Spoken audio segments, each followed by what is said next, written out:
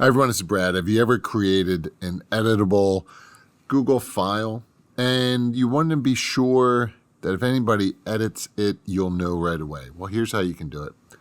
Come up to the tools and then simply come down here to notification settings. And then you can see anything about dealing with comments or edits.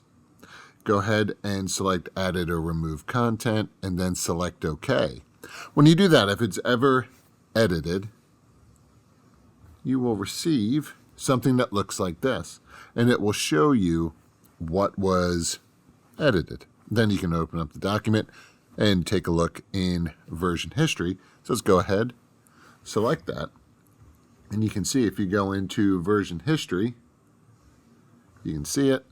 Right over in here, you can see what was done. And of course, you can always go ahead and check out at what time that was all done. If you have any questions, please reach out. Thanks for watching. Take care.